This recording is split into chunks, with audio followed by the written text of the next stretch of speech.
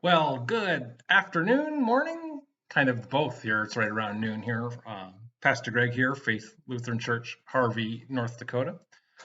Coming to you today with my midweek check-in, catching up with what's going on in the congregation here, congregational life of Faith Lutheran, and a short devotion to kind of get you thinking about what's going on or what could happen on Sunday morning with my message.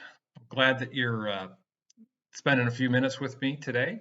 Thank you for that. I hope that you find this worthwhile and a blessing in your ministry as well. So um, that we're winding up here the kind of the year end stuff, and it's a flurry of different activities. We had confirmation and coming up here on and this is a date change. Our senior recognition, we're going to do that on the 22nd of this month of May.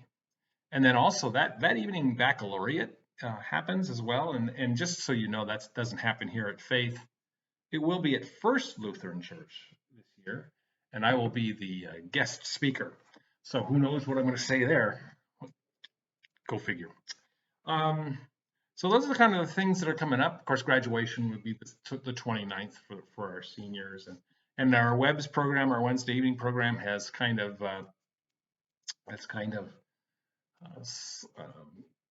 slowed down and stopped.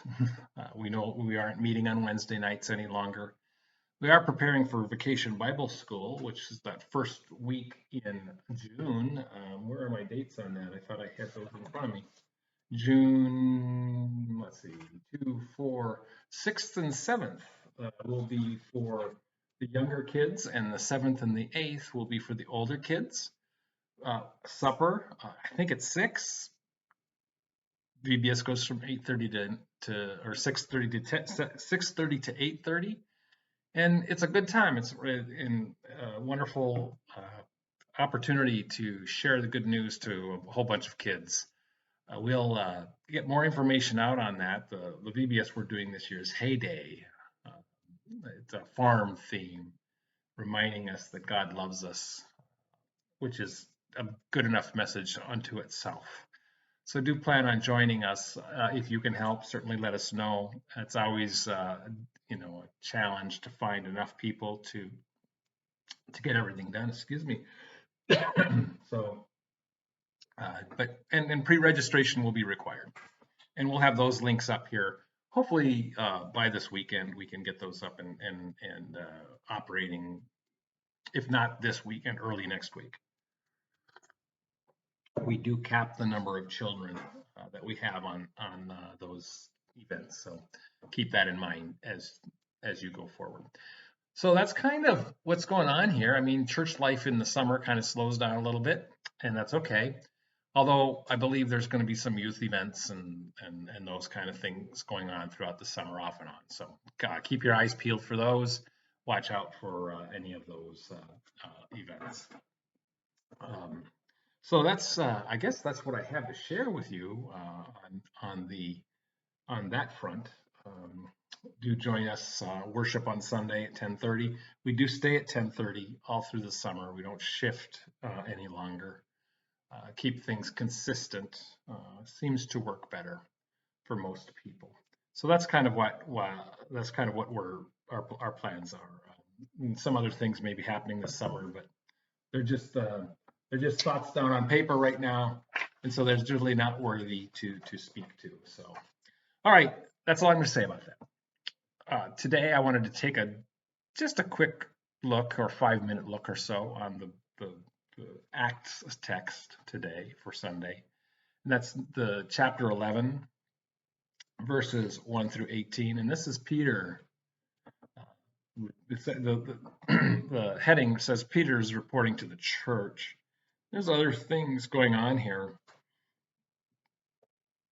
So Peter, and what I'm looking at are starting about in verse 4 And then I'm going to jump down to about verse 12. If you want to stop and read that, that's a good opportunity to do that now. Otherwise, just kind of plow along with me. So Peter has a vision in this text. When you read it, you'll understand it.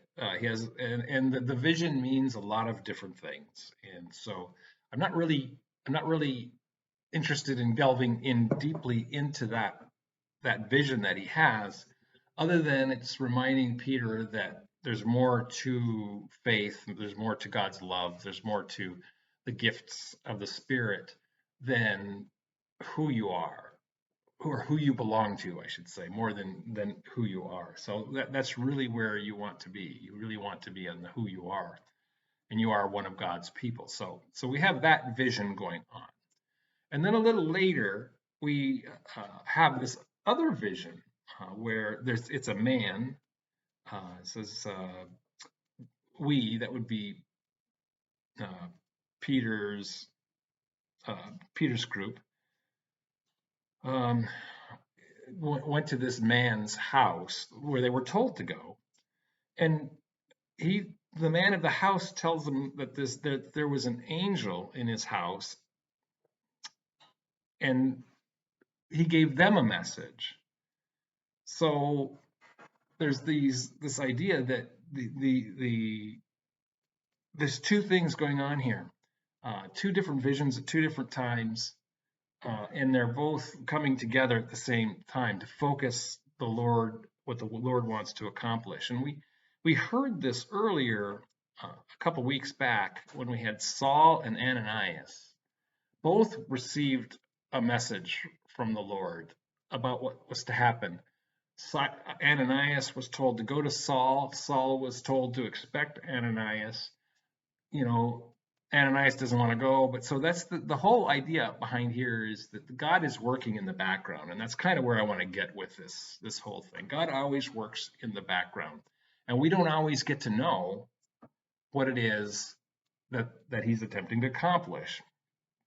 But God might send you somewhere, and you don't know why you're going there, and yet when you get there, you discover why you were sent. Or maybe it's later down the road after you think about it for a while and go, oh yeah, you know what, this reminds me of this event that I'm supposed to do. Anyway, so this idea that God is always working in the background, and that we need to listen, and we need to focus on the Lord, and we need to give our attention to that, is really important. And oftentimes, especially in the world as we know it today, the world gets louder and louder and louder, and that voice of God gets quieter and quieter and quieter, or we're just more ignoring it because the other voices are louder. The squeaky wheels are getting our attention, and God is patiently waiting to send you, patiently waiting to hear from you, patiently waiting for the cycle to continue where we run to Him, we love Him, and then we fall from in our sinfulness, and we live in that for a little while, and then we get ourselves back. And so the Lord is just patiently, as He's been doing since the beginning of time, patiently waiting for us to respond. So that's kind of what I wanted to talk about in that aspect, just this idea that God is working in the background, and we can't lose sight of that.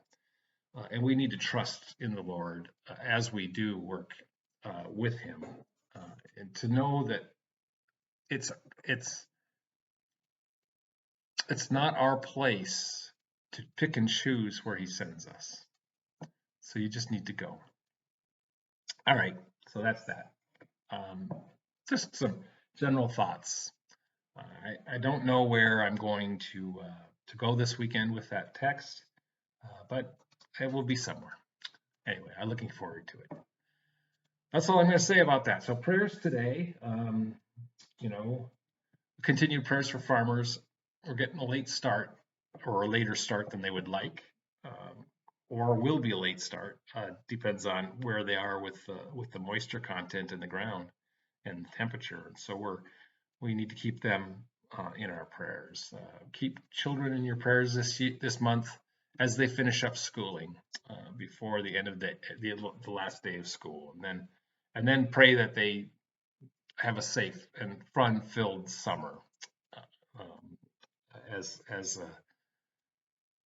they await the start of school in the spring. So that's that. So then pick one person, pray for them. It doesn't matter to me today. Just pick one person and focus all your prayer on them and see where they go with it. All right. So grace and peace to you on this beautiful, which is turning into a gloomy day here in Harvey, North Dakota. And as always, as you go about your way, go about your day, do take care.